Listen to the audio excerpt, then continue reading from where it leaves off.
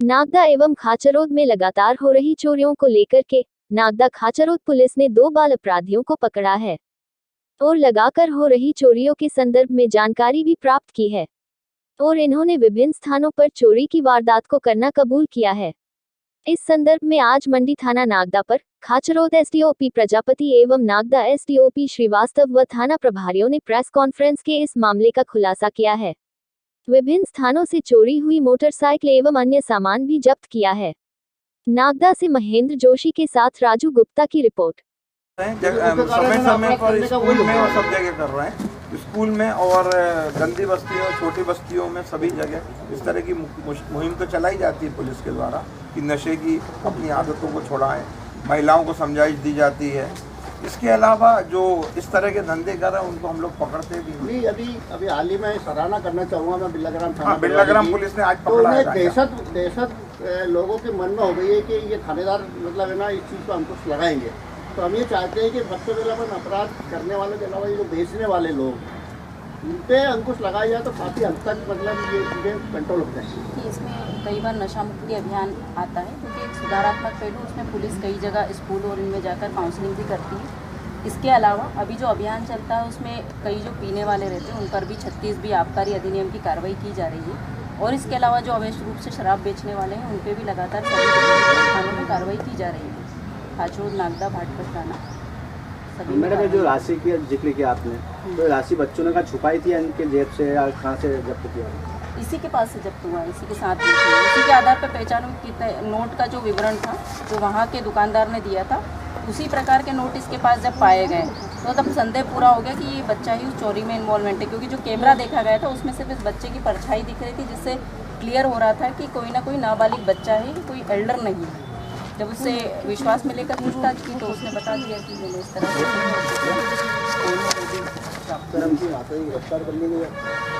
अभी इसकी जो यहाँ पर ऐसी गवर्नमेंट द्वारा एक अथॉरिटी कमेटी गठित की है जिसमें ऐसे बच्चों के लिए सुधारात्मक कार्य किए जाते हैं। तब हमने सब मेंबर है उसके तो उनसे हमने कोऑर्डिनेट करके उन्होंने भी आज कॉन्फ्रेंस में बुलाया कि सर इस संबंध में हमें एक अच्छा पहलू लाना चाहिए जिसमें इस तरह के बच्चे आइडेंटिफाई करें और उनको जहाँ उनके परिजन ही इन्वॉल्वमेंट रहती है तो उसे कहीं ना कहीं सुधारात्मक लेते हुए समाज के मूल जो है परिषद में लेके आए।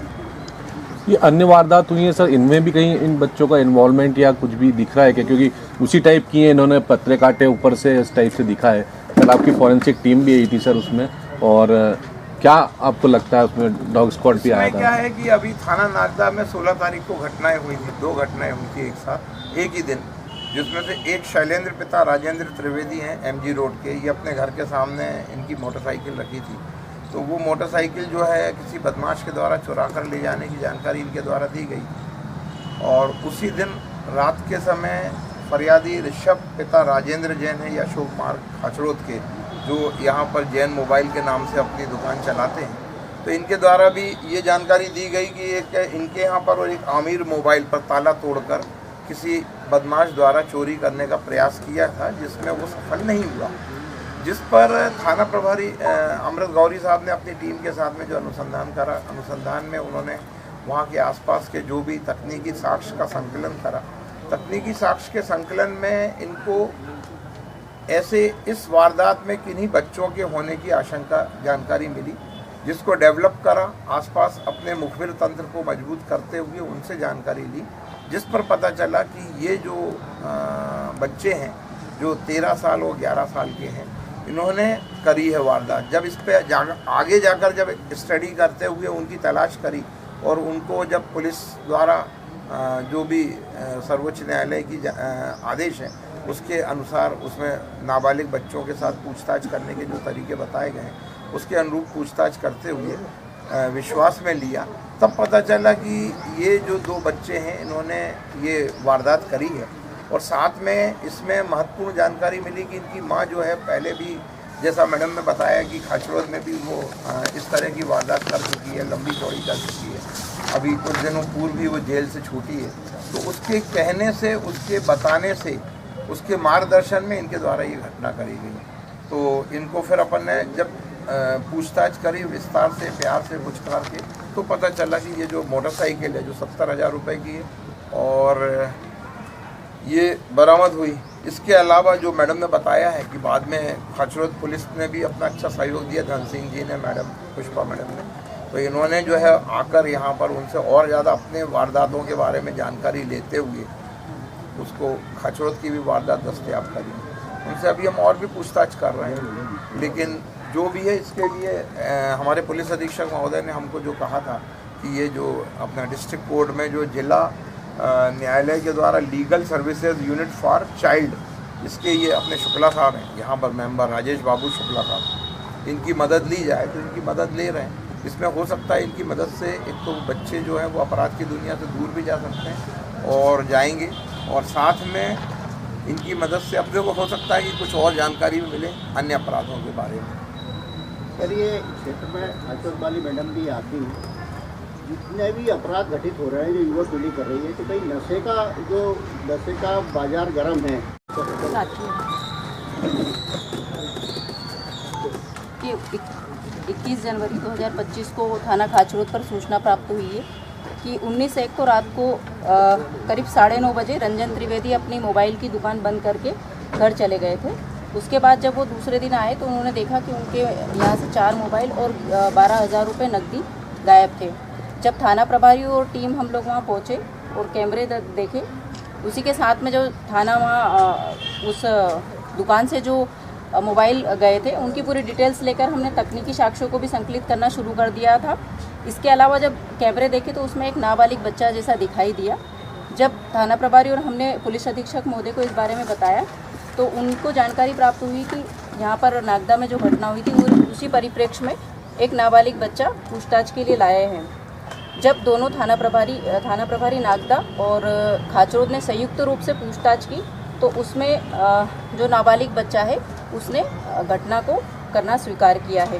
पहले वो नानुकुर कर रहा था, घटना करने से, कार्य करने से मना कर रहा था, लेकिन फिर थोड़ा सा स्मार्टली वर्क किया थाना प्रभारी ने, और जिस नोटों का विवरण वहाँ के खाचरोद के जो फरियादी उन्होंने बताया था उसी प्रकार के नोट थाना प्रभारी खाचरोद और थाना प्रभारी नागदा ने उसके पास पाए। उसके बाद उसको विश्वास में लेकर पूछताछ की तो उसने 4 मोबाइल वहाँ से उठाना बताए हैं और साथ में 12,000 की भी उससे जब्ती की है। यह जो नाबालिग बच्चा है यह पूर्व में भी खाचरोद में 20 लाख की चोरी में पाया गया है और इसके पीछे कहीं ना कहीं जो अनुसंधान में पाया गया है, जो इसकी माँ जो पूर्व में अपराध हुए थे उसमें सम्मिलित थी, तो कहीं ना कहीं अभी जब ये जब छूटे हैं जेल से उसके बाद ये घटना कारित हुई है, उसके अंदर ये कहीं ना कहीं अनुसंधान में आया है कि इसकी माँ और जो इसके परिवार के सदस्य उसका कहीं ना कहीं इस बच्चे को अपराध करने में सहयोग रहता है। इसी को ध्यान में रखते हुए उज्जैन पुलिस ने एक सराहनीय कदम उठाया है। नागदा थाना प्रभारी पुलिस अधीक्षक महोदय उज्जैन से निर्देश प्राप्त करके, देखिए समाज में दंड और सुधार दोनों व्यवस्थाएं रहती हैं। बच्चा पहले भी 2 बार जेल जा चुका है, उसके बाद भी अपराध कारित कर रहा है, तो एक सुधारात्मक और सराहनीय पहलू उज्जैन पुलिस ने उठाते हुए एक NGO से संपर्क किया है, जो शुक्ला जी हमारे साथ में बैठे हुए, ये बच्चे की काउंसलिंग करके और उसका वॉच करके प्रॉपर उसको समाज की मुख्य धारा में लाने के लिए और अपराध से दूर रहने के लिए उस बच्चे के लिए कार्य करेगी।